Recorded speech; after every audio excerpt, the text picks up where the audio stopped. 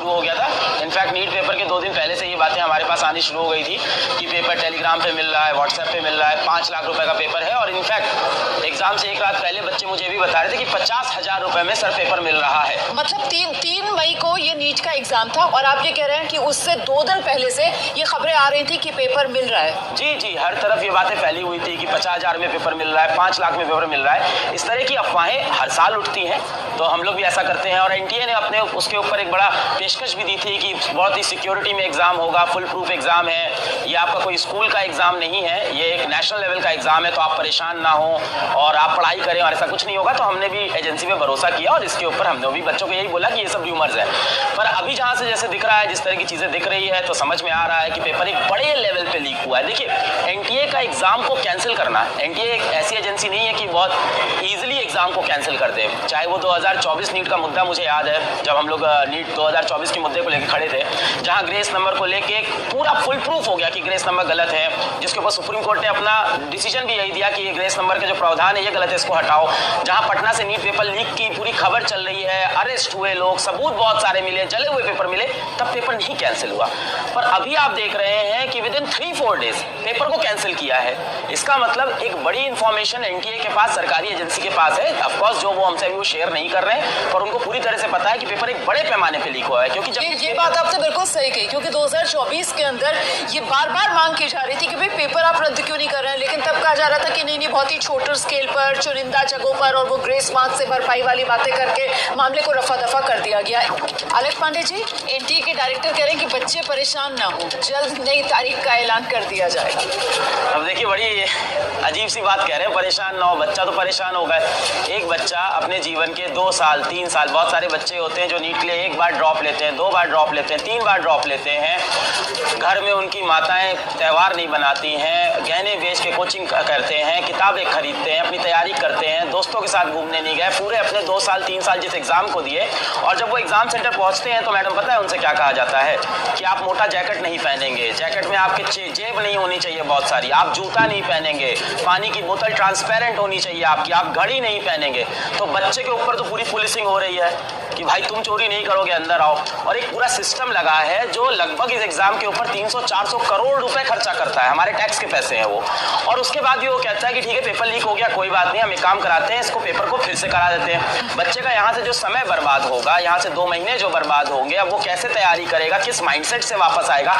कितने सारे बच्चों के इस पेपर में 600 नंबर आ रहे थे, 550 नंबर आ रहे थे, वो बच्चा फिर से तैयारी करे, फिर वापस आए। इतना समय जो उसका बर्बाद हुआ, उसके लिए कौन जिम्मेदार होगा? और इतनी आसानी से पेपर लीक हो कैसे जा रहा है? और ये पूरा नेटवर्क है, ऐसा नहीं कि पहली बार हुआ है। पिछले 5-6 साल में आप देखें तो 60-65 पेपर लीक हुए हैं, और ऐसे मुद्दे हमने कई बार उठाए हैं। तो ये पहली बार नहीं है कि पेपर लीक का मुद्दा सामने आया है। आए दिन पेपर लीक एग्जाम्स के अंदर होते रहते हैं, नेटवर्क पकड़ते रहते हैं, और 5-5 लाख में पेपर बिक रहा है। बल्कि अंत में तो ये भी हो रहा था कि 50-50 हजार में पेपर ले जाओ। भाई 180 नंबर का 180 क्वेश्चन नीट में आते हैं, 180 सवाल आते हैं, 120-140 सवाल फंस रहे हैं किसी गेस्ट पेपर से। और ये गेस्ट पेपर निकालने वाला जो व्यक्ति, वो भी ऐसा नहीं कि पहली बार पकड़ा गया है, उसके ऊपर भी मल्टीपल टाइम्स पुलिस शक कर चुकी है, उसको मल्टीपल केस में उठा चुकी है। क्यों नहीं हम ऐसी सजा देते हैं ऐसे लोगों को कि अगली बार लोगों के हाथ कांप जाए पेपर लीक करने से पहले। 22 लाख बच्चों के 2 साल की तैयारी का क्या मुआवजा है भाई? अगर इंसान पकड़ा जाएगा, उस पर केस चलेगा, ये सारी कहानी चलेगी, इतने लोग इन्वॉल्व है, अगली बार पेपर हो जाएगा, सब बातें खत्म हो जाएगी। क्यों नहीं हम ऐसी सजा देते हैं कि दुनिया का हाथ कांपे अगली बार बच्चों के भविष्य से खेलने के लिए? आप कह रहे हैं सजा देते? यहाँ तो मामला देखिए ना, वो किस तरीके से वो विशियस साइकिल, जिसको अंग्रेजी में कहा जाता है, वो कुचक्र बनता हुआ नजर आता है कि वो छात्रों की आंखों में आंसू हैं, छात्र रो रहे हैं। जो 2 साल किस तरीके से छात्र, उनके परिवार मिलकर मेहनत करते हैं, जिसका जिक्र अभी अलग कर रहे थे कि साहब वो पूरा परिवार है, एक तरीके से वो 2 साल के लिए तपस्या करता है, अपना सपना पूरा करने के लिए पूरा परिवार जुटा होता है, लेकिन उस पूरी तपस्या पर पानी फिर जाता है। और जो छोटी मछलियां हैं, उनके खिलाफ एक्शन होता है, उनकी गिरफ्तारियां भी होती हैं। अब वो सब कुछ इसी समय में होगा, और उसके बाद कब उनको बेल मिल जाती है, कब वो दोबारा से इसी सिस्टम में आकर, इसी सिस्टम, जो ये सिस्टम लीक है, इसी में तैरने लगती है फिर से वो छोटी मछलियां। और फिर अगले साल जब दोबारा से यही एग्जाम का टाइम आएगा, तब यही छोटी मछलियां फिर से एक्टिव हो जाती है, और फिर से वही कुचक्र, विशियस सर्कल दोबारा से शुरू हो जाता है, फिर से वही पेपर लीक। ये मैं इसलिए कह रही हूँ क्योंकि अलग बेहतर तरीके से बता पाएंगे इस बात को। अलग ये पहली बार नहीं हो रहा है, और शायद जिस तरीके से साल दर साल ये होता आ रहा है, हम ये भी अगर कहें कि ये आखिरी बार भी नहीं है तो गलत नहीं होगा।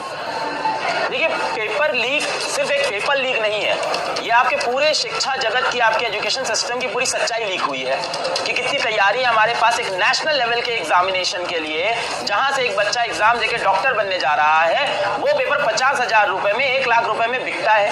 ये तो पूरे हमारे एग्जाम सिस्टम की सच्चाई निकलती है।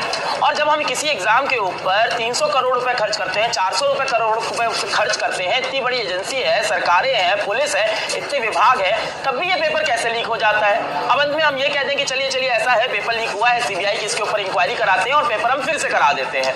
ये तो सोल्यूशन नहीं हुआ ना इस बात का।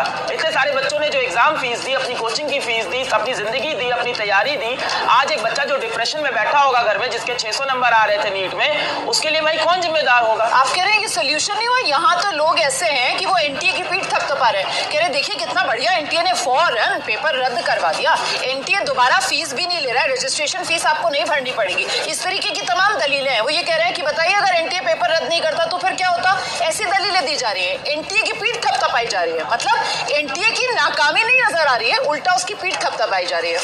देखिए, मुझे लगता है कि इसके ऊपर एनटीए को इनफैक्ट एक अपॉलॉजी देनी चाहिए सारे बच्चों के लिए कि कहीं ना कहीं सिस्टम में जो लीक है उसके लिए वो भी बहुत बड़े जिम्मेदार हैं कि ऐसी चीज़ें आज भी हो रही है जहां इतने सारे लोग इन्वॉल्व हैं पेपर बनाने में, सिस्टम चलाने में।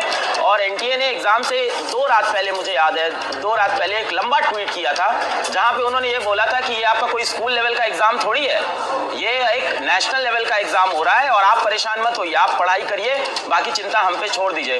और वो ट्वीट एनटीए ने 24 घंटे में डिलीट भी कर दिया क्योंकि थोड़ा सा बच्चों का मजाक उड़ाता हुआ जैसा एक अजीब सा ट्वीट था। और वो ट्वीट ऐसा था कि हम तैयार हैं, आप क्या समझते हैं हमारी एजेंसी को, हम एग्जाम कराएंगे, आप अपना पेपर देने की तैयारी करिए, ये सब फालतू चीज़ों में मत फंसिए।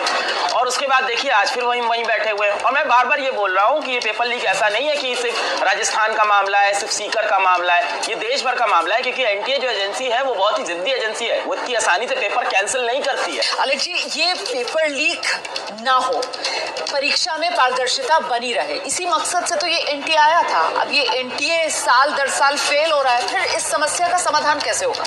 अभी देखिए, आप एक व्यक्ति का नाम दिखा रहे थे देहरादून से, कोई राकेश थे, सुरेश थे, कौन थे, कि उनको पकड़ लिया गया है। मैं आपको गारंटी से बता रहा हूँ, एक बार अगर आप जाके जांच करेंगे, ये राकेश पिछले 5 साल में पहले भी पकड़े गए होंगे पेपर लीक के किस्से में, और उसकी फिर से हिम्मत हो गई ये काम करने की। क्यों? क्योंकि पिछली बार इसको कोई सजा नहीं हुई होगी। पेपर लीक के मामले में आप देखेंगे जितने भी रैकेट हैं, जितने भी गैंग्स हैं, ये रिपीटेड है, कोई ऐसा नहीं कि कोई पहली बार आता है। और कहीं ना कहीं आप देखेंगे इन गैंग्स के आपको ताल्लुकात मिलेंगे बड़े आला अफसर से, कहीं नेताओं से, और उनको कहीं ना कहीं सुरक्षा दे दी जाती है पेपर होने के बाद। जब ये चीजें आती हैं तो मामला उठता है, 4 दिन मीडिया पे न्यूज बनेगी, ये बनेगी, 4 दिन बातें होगी, बहुत इस पे बहस होगी, उसके बाद इन लोगों को छोड़ दिया जाएगा और अगले साल ये फिर आ जाएंगे पेपर लीक करने।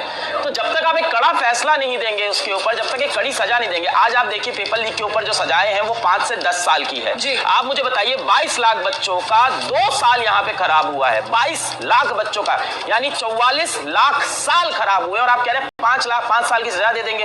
1 करोड़ का फाइन है, 2 करोड़ का फाइन है, और हमारा कितना पैसा जाता है उसके ऊपर? 300 करोड़। उन सपनों की क्या कीमत है?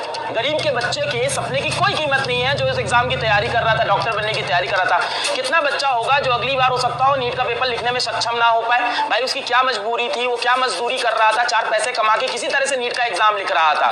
अब उसको 2 महीने का और आपने प्रेशर दे दिया, 3 महीने का और प्रेशर दे दिया, इतनी जल्दी तो नीट का एग्जाम होगा भी नहीं, पूरी चीजें फिर से होगी। तो इसमें यही है कि हम जो सजा प्रणाली हमारी है वो हमारी कमजोर है, हमें उसके ऊपर एक बड़ी कानून पर दोबारा से गौर करना होगा, कानून को और सख्त करना होगा, और साथ ही वो सख्त किए गए कानून को अमल में भी लाना होगा ताकि कानून जिसका काम डेटरेंट बनना है वही हो, और ये पेपर लीक का सिलसिला जो साल दर साल का एक रूटीन बन गया है, इस पर लगे लगाम।